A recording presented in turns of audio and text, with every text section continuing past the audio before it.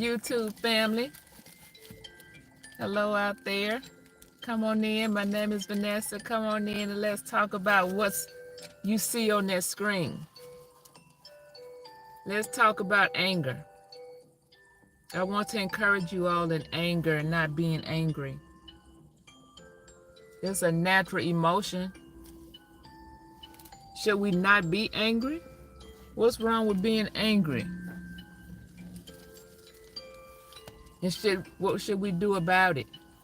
If it's okay to have it, then why we need to watch it, be mindful of it, and manage it.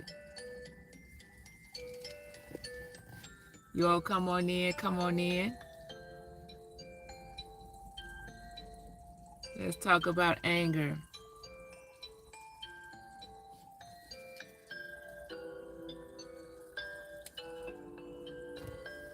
I'm coming from the first book of James. I saw it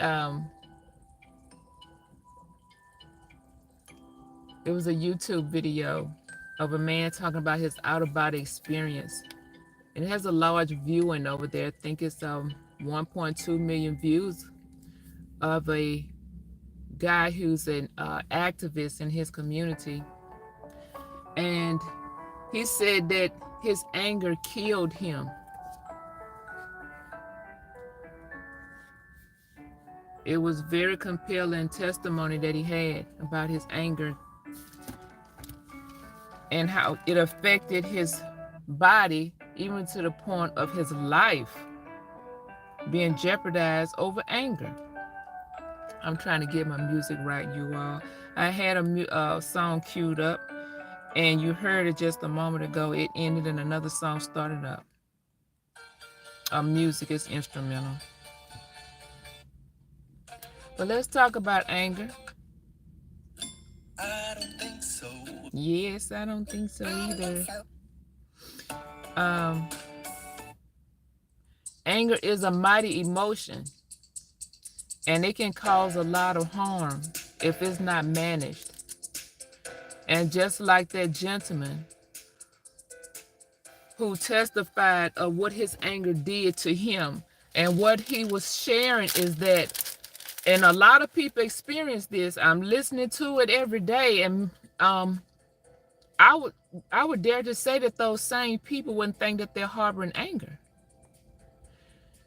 They're talking about their ancestry and how their foreparents may have been, they suffered harm or discrimination, and not just one ethnicity of people, any ethnicity of people.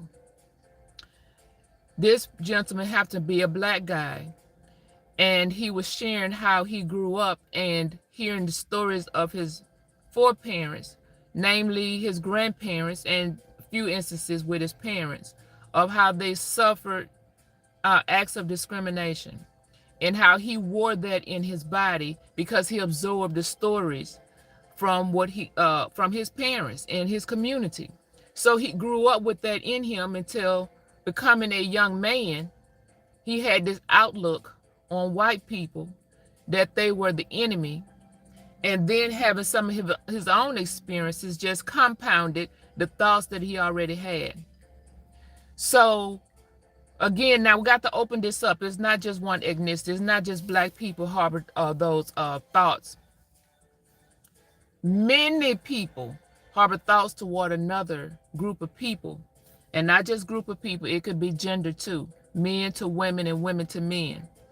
When you hold an idea and it's spilling over from somebody else's experience, and now you adopt that, what somebody else's story, and then you have a few of your own encounters or experience, and bitterness and anger can build up, and you wear that in your body, and you don't realize that you wear it in your body because it starts off as a bias, and everybody has a bias about one thing or another, but a bias again can grow into bitterness because you adopt it as a way of being, your perspective, and it's just how you get along in life, and you tuck it in the back of your mind as far as categorizing it and what it actually is, so you're not confronting yourself. And biases unchecked can become a prejudice, and a prejudice become a discrimination. Acting out. This gentleman, he already had some health issues with his back. And so living years with back issues, he thought that this big episode this particular day was just the reoccurring pain in his body that he often just learned to live with, was his back bothering him. But it was actually his heart. He was having a heart attack. Now I'm sharing that. I don't remember. I was trying to recall the name of the video so you can go and see it. But if you, I guess, key in black activists, out of body experience, or black activists who died, I don't know, it may come up, but it's a again, you should recognize it by the view count. It's about 1.2 million views on that. He did a very good job explaining what happened to him and why, and what he saw in his out of body experience. And what he shared was love. After he exited his body, his soul went into the hemisphere or the atmosphere, just went into experience space, and all he could see was everybody was made of love. There was just nothing but lights of love. So it helped him change his perspective. And let's go back to, let me offer you James, in the first chapter of the book of James. And I'm not going to read it, but I jotted down: to be slow to anger, be slow to speak, but be quick to listen. Righteousness is not worked in anger. There's nothing of righteousness can come out of anger. Even though anger is a natural emotion, be angry but sin not. The sin is learning to live with bitterness until you harbor unforgiveness in yourself. That's a sin. Unforgiveness is a sin. And unforgiveness, again, cannot be challenged or observed and assessed right within your own self because of your community and associations. If people around you talk a certain way against another gender or against another ethnicity or against another family, it could be people within your own family. We don't just have to go to gender and ethnicities. Your family members. If other family members have a quarrel with somebody, maybe your siblings or your parents have an issue with their siblings. They don't talk. Now you grow up, you've heard your parents talk about their siblings, and now you take issue with your aunt and uncle. And so now there's this internal quiet storm that brews in the family. Unforgiveness. Unforgiveness hurts, and it's a sin against God. Believers should not be harboring unforgiveness. We have to check ourselves, and we all have to check ourselves. There's nobody immune to that. And ask yourself, do you have unforgiveness? You have to be ready to drop it. You cannot hold on to anything in this life so tight that you can't drop it. Nothing should be that important to you. Also in the book of James, 4th chapter, from whence come wars and fightings among you? Come they not hence even of your lust that war in your members? You lust and have not, you kill, desire to have, and cannot obtain. You fight and war, yet you have not, because you ask not. You ask and receive not, because you ask amiss, that you may consume it upon your lust. What we desire to have, but misdirecting, off focus. And so adopting or hoarding emotions that's not connected to the real matter. A disconnect. Many people walk around angry every day, but they don't see themselves as angry. As a matter of fact, many angry people don't know that they're angry. Bitter people don't know that they're bitter because they're associated with other bitter people, other angry people. Their communication is angry. It comes out of a place of anger. Your disposition and your gestures on your face does not necessarily indicate anger. You don't have to look all squinched up, scowling, mean. You don't have to have facial expressions. It's your thought pattern. It's your conversation. It's where you stand and your position in your life and how you communicate that, even in your small circle, not just toward people who you don't like, and you go out and spew bitter, vindictive statements toward them, being malicious, vile, not just people you don't like, in your inner circle where you feel comfortable and protected. What is those conversations like towards somebody else? It comes out of anger. Not everybody, but many people walk around angry every day, and they got a big smile on their face. They're sociable, they're jovial, but they live a life of anger. They live there because they harbor unforgiveness. It takes a mighty confrontation of self to admit I need to forgive. Because I'm wearing the statements of my foreparents. I'm wearing the outlook of them. Me and my community, my family members, my siblings, my close friends, we all talk just alike because you have commonality. Your talking points is the same thing. They're angry and you're angry too. In order to drop anger, you have to ask God to help you pass that. You're not going to get rid of it by yourself. Because the more you change, the more you stay the same. You just wear it in a different form. It shows up differently. You're still harboring an energy. You wear it. An energy, all energy is embodied in the soul. You wear it. And it has to be excreted out of there. And only God can do that. You confront you, but you confronting you by confessing it, and you asking God to forgive you for not forgiving somebody else. You have to really drop and become humble to forgive. Swallow a bitter pill, a hard pill, a big pill, where it feel like it's getting lumped up and clunked up and stopped up in your throat. You don't want to forgive. Maybe because you still have an interaction with people who cause you upset, and you feel like I need to have this disposition because this person or these people keep showing up the way they do. So it re-emphasizes, or you feel like you're justified to still feel that way and have that outlook. But if you're Christian, no, you're wrong. You're wearing stubbornness and pride. And you know that God hates pride. But we all have to check ourselves, you all. I'm not getting down on you as Vanessa some type of way better. I had to forgive.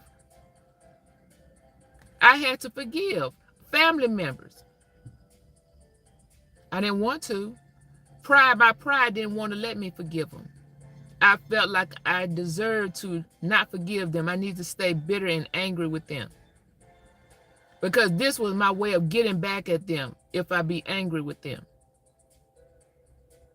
But Holy Spirit had to pull up on me. You need to forgive. You're all locked up inside. And you will stay locked up, or I will stay locked up inside if I refuse to forgive. I can justify it all day, all night. I have a right to feel this way. They don't know what they did to me. Or they do know what they did to me. I'm protecting myself by not forgiving them. But you're standing in the wrong place with God if you don't forgive. And anger will stay attached to you. It ain't going to go nowhere. You'll walk around with a smile on your face, with bitterness in your heart, anger, and God looking right into your heart. Remember, he knows the heart space. He look where humans can't look. And so you need to clean that out. You need to confront yourself right there in that biasness and that partiality that you have going on while you think is being hidden. Now I'm saying that's what God is saying about us. We think that we're hiding when we're supposed to come naked before God. Don't hide nothing. I'm not saying disrobe yourself, that y'all don't get lewd. But in your thoughts, in your emotions, we have to come naked before God. Remember in the beginning with Adam and Eve, after they disobeyed God, he came asking them, where are you? He knew where they were. God sees everything. There's nothing he don't see. But he wanted them to confront and admit where they were. You're hiding. Where are you? Because they had no reason to hide. But because they felt ashamed, they disobeyed the instructions that he gave.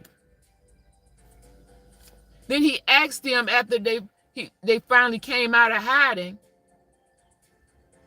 They said, we hid ourselves because we're naked. He said, well, who told you that? They've been naked all this time. Now they feel like they need to go run and hide somewhere.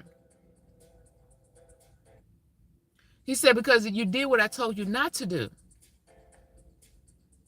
Now you have knowledge that I did not want you to have.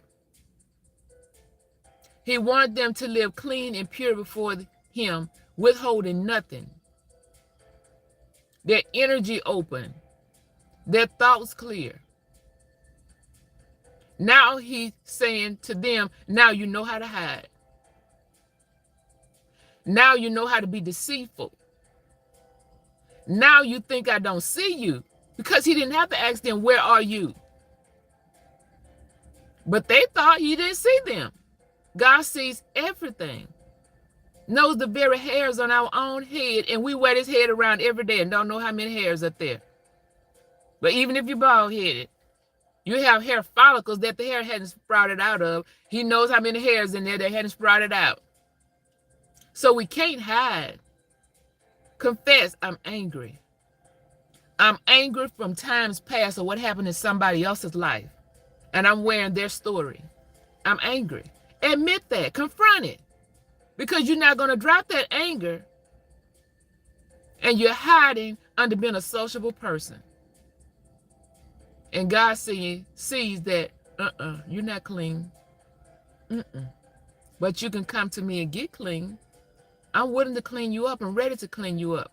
But I'm not going to push over your will. God will not push past the human will. If you don't want to be clean, stay dirty. Stay dirty. The loving, forgiving God is ready for all of us. He can handle all of our stuff, all of our mess. We have to be quick to listen, because another thing that will provoke anger is not hearing a person all the way through.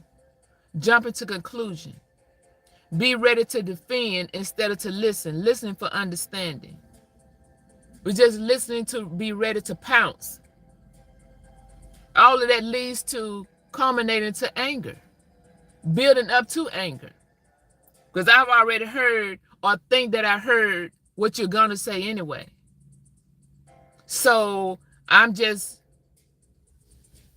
beating you to the punch. There's no need of having a conversation. I know where this is going. So you start talking over a person. That's rude to talk over a person. That's mean to undercut a person. To try to discredit them, that's mean. That's a form of anger. Because stereotypes are what you heard about somebody, or groups of people, or gender of person, what you heard. Stereotyping people is mean. This statement, in most emotional intelligence.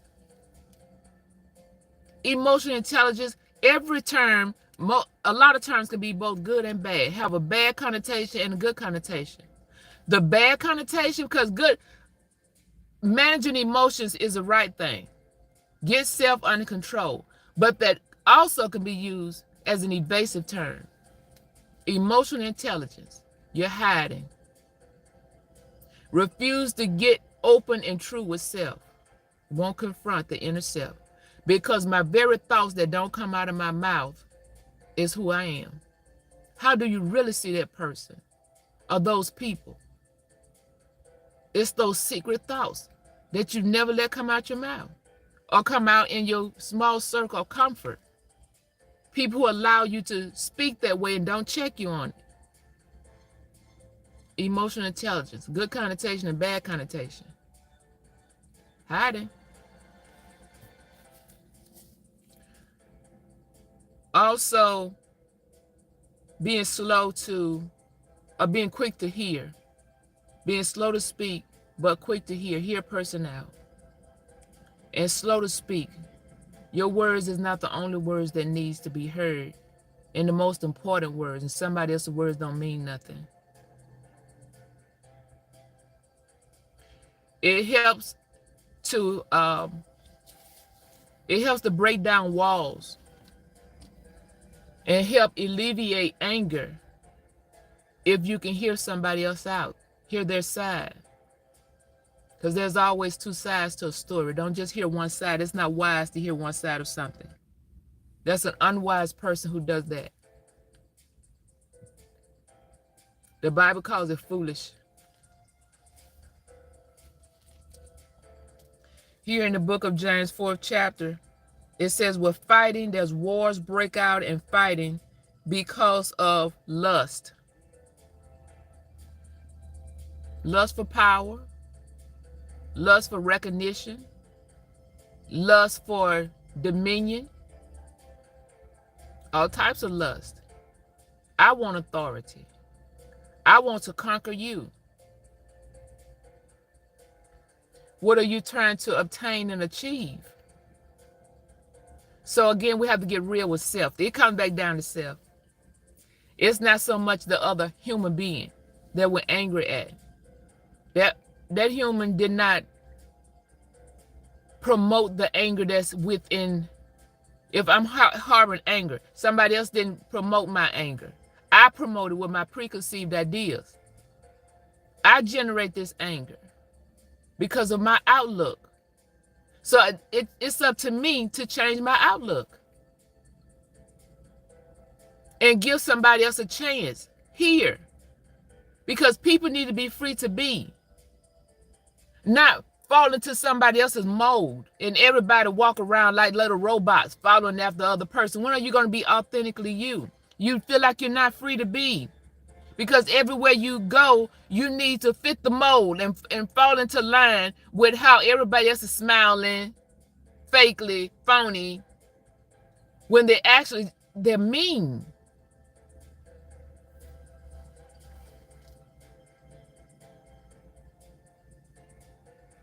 Y'all hear my music? I don't know if it's loud enough for you to hear it.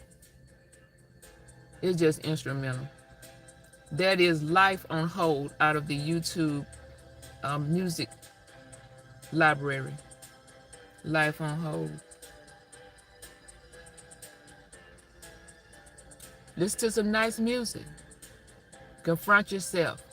Drop the anger. Anger kills. It's a thief. It won't let you be free. Inside of your own thoughts, you're not free. And don't nobody else feel that or hear that. Nobody. You have to live in prison on the inside of you. And because you learned to live that way for so many years, you become comfortable with it and think that this is a way of life. Now your body is feeling it. Your health could be jeopardized by it. And you don't know it's stemming back from anger. Isn't that something? The man said his anger killed him. Because over the years, it built up. The constant tension. Silent thoughts. Anger don't play around. It will steal everything from you, steal your joy. Joy is a strength. It's not happiness. Joy is a strength. And it will steal your joy. Anger do it.